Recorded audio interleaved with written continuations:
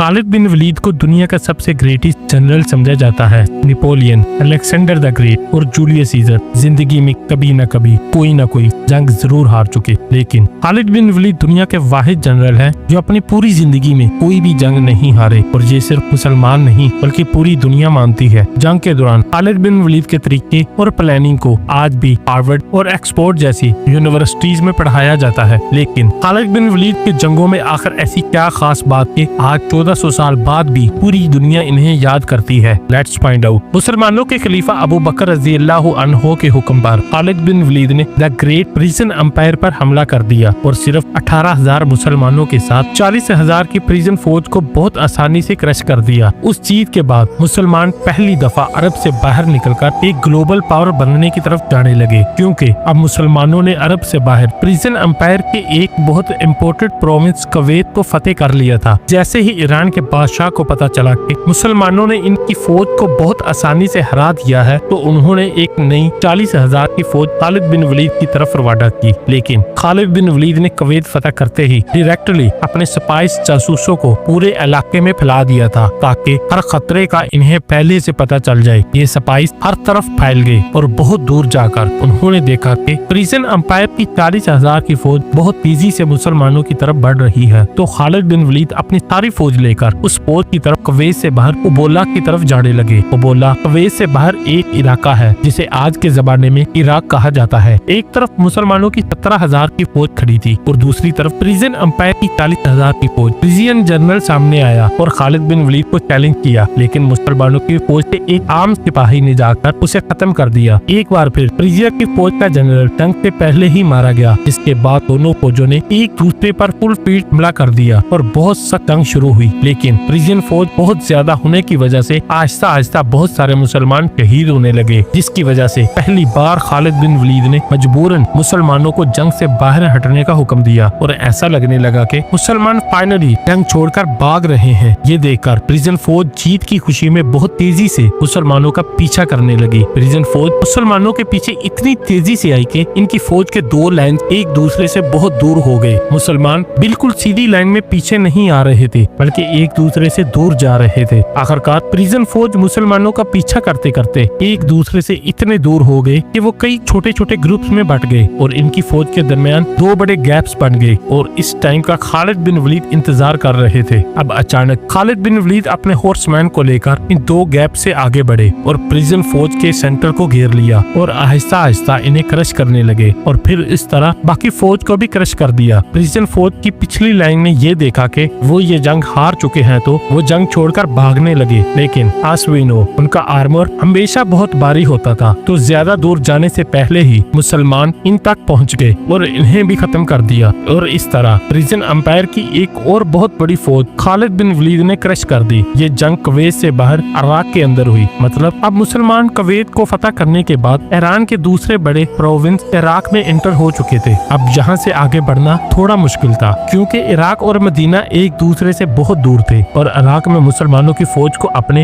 Headquarter Medina से बार बार communicate करने में बहुत मुश्किल हो रही थी। इसलिए यहाँ से आगे बढ़ने से पहले खालिद बिन वलीद ने इस इलाके को अपना हेडक्वार्टर बनाया, क्योंकि इस इलाके में पेरिजियंस और अरब दोनों आबाद थे और इन सब का ख्याल था कि मुसलमान इन्हें फतह करने के बाद इनके साथ वही करेंगे जो अब तक दुनिया की बाकी सारी एम्पायर करती, यानी लूट, प्लंडर, रेप। लेकिन खालिद बिन वलीद ने अबू बकर रज़ियल्लाहु अन्हु के हुक्म पर इस इलाके की सारी प्रॉपर्टीज इन्हीं लोगों को वापस कर दी और किसी से भी जबरदस्ती कोई भी चीज नहीं छीनी। फिर बहुत तेजी से इस इलाके में बहुत सारी कोर्ट्स बनाई और इन कोर्ट्स में जजेस बड़े बड़े साहबा को बनाया, जिसकी वजह से बहुत तेजी से इस इलाके में पहली बार जस्टिस इंसाफ कायम होने लगा। इसके बाद खालिद बिन वलीद इनके बिजनेस और मार्केट्स की तरफ आए और सबसे कहा कि बिजनेस इसी तरह जारी रखो जैसे इससे पहले जारी था, लेकिन आज के बाद यहाँ कोई भी इंटरेस्ट सूद नहीं लेगा। जंग सिर्फ तलवारों से नहीं बल्कि इकोनॉमी से भी लड़ी जाती है। इसलिए खालिद बिन वलीद ने दोबारा अपनी फौज की इकोनॉमी मजबूत करने के लिए उस इलाके के नॉन मुस्लिम्स पर जिजिया टैक्स लगाया। ये कोई नया टैक्स नहीं था, बल्कि उससे पहले इस इलाके से प्रिजन एम्पायर भी टैक्स लिया करती थी। लेकिन खालिद बिन वलीद ने जो जिजिया टैक्स लगाया वो उस टैक्स से बहुत कम था जो इससे पहले ईरान लिया करता था। ये सब देखकर वहाँ की लोकल आबादी ने सोचा ये तो मुसलमान प्रिजन एम्पायर से बहुत अच्छे हैं, इसलिए बहुत तेजी से इस इलाके के लोग इस्लाम इस्लाम की तरफ आने लगे और खालिद बिन वलीद की फौज में शामिल होने लगे, जिससे मुसलमानों की फौज दोबारा बढ़ने लगी और जिजिया और ज़कात टैक्स की वजह से मुसलमानों की फौज के पास पैसा भी आने लगा। मतलब आजकल के लोगों का ख्याल है कि खालिद बिन वलीद सिर्फ जंग ही लड़ सकते थे, हालांकि खालिद बिन वलीद जंग के साथ साथ उन इलाकों के जस्टिस और इकोनॉमी को भी इम्प्रूव करते जाते। नाउ मुसलमानों ने कुवैत के साथ साथ इराक के सऊद को भी फतेह कर लिया था,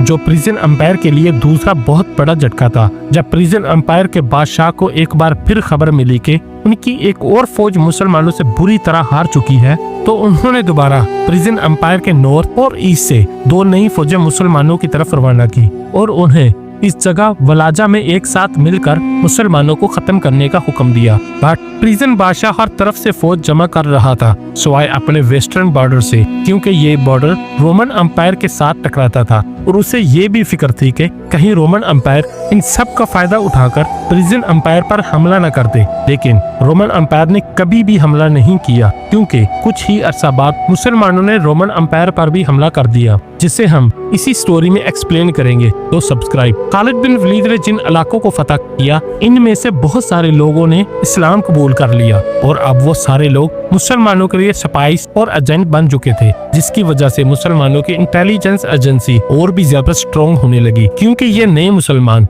ईरान को अरबों से बहुत ज्यादा अच्छी तरह समझते थे। इसी वजह से खालिद बिन वलीद तक ये खबर बहुत तेजी से पहुंची कि 2 बहुत बड़ी आर्मीज इनकी तरफ तेजी से बढ़ रही हैं और खालिद बिन वलीद को इस बात का पता था कि अगर ये 2 फौजें एक जगह पर यूनाइट हो गई तो इन्हें हराना इम्पॉसिबल हो जाएगा। तो मुसलमानों ने इन सब को रोकने के लिए प्लानिंग शुरू कर दी। मुसलमानों ने देखा कि ये 2 फौजें जिस इलाके से आ रही हैं, वो इलाका बहुत ही ग्रीन और माउंटेन्स एरिया है और ये लोग डिजर्ट के बिल्कुल भी आदी नहीं है, इसलिए मुसलमान अगर डिजर्ट साइड से जाएंगे तो वो उनमें से एक फौज तक बहुत तेजी से पहुंच सकते हैं। तो खालिद बिन वलीद अपनी फौज लेकर फुल स्पीड इराक के डिजर्ट को क्रॉस करते हुए पहली फौज के पास वलाजा पहुंचे। मुसलमानों और प्रिजन की पहली फौज वलाजा में आमने सामने हुई। प्रिजन आर्मी का जनरल ये देखकर हैरान हो गया कि जितना उसे बताया गया था उससे तो मुसलमानों की फौज बहुत ही कम थी, यानी मुसलमानों में ज्यादा इन्फेंट्री सोल्जर हैं और कैवेलरी वाले तो बहुत ही कम हैं, जिसकी वजह से इस फौज में जीतने की काफी होप पैदा हुई।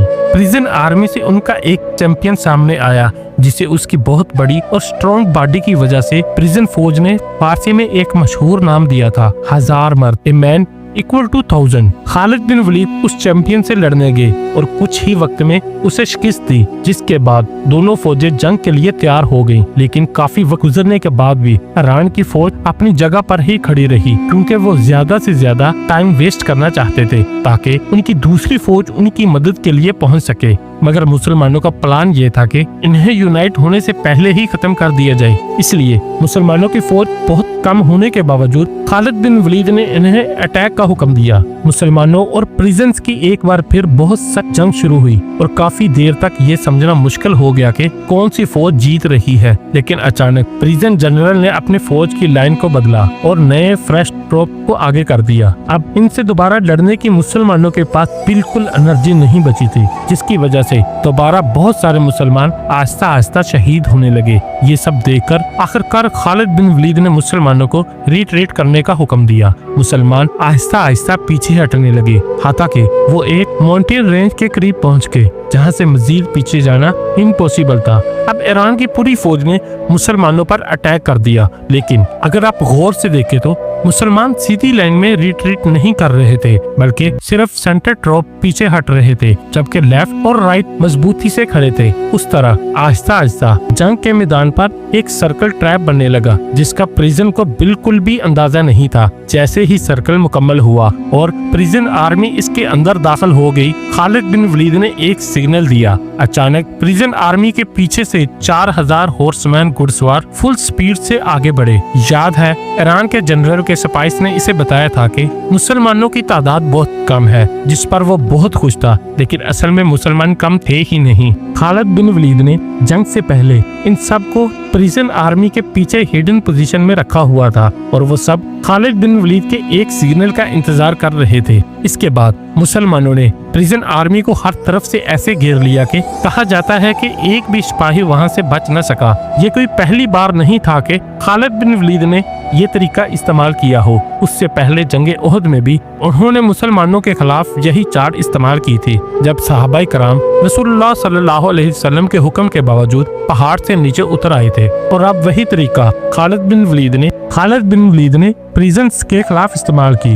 ईरान की इस फौज को शिकस्त देने के बाद अब मुसलमान प्रिजन एम्पायर की बॉर्डर से निकलकर उनके सेंटर के करीब पहुंचने लगे थे, और कुछ ही अरसे बाद अबू बकर रजी अल्लाह अन्हु ने ईरान के साथ साथ रोमन एम्पायर पर भी हमले का हुक्म दिया। रोमन और प्रिजन एम्पायर दोनों ने देखा कि मुसलमान इतनी तेजी से हमला कर रहे हैं कि अगर ऐसे ही चलता रहा तो बहुत जल्द दोनों सुपर पावर्स खत्म हो जाएंगी। लिहाजा प्रिजन और रोमन्स ने अपनी 700 साल पुरानी दुश्मनी खत्म करके मुसलमानों के खिलाफ यूनाइट होने का फैसला किया। सब्सक्राइब।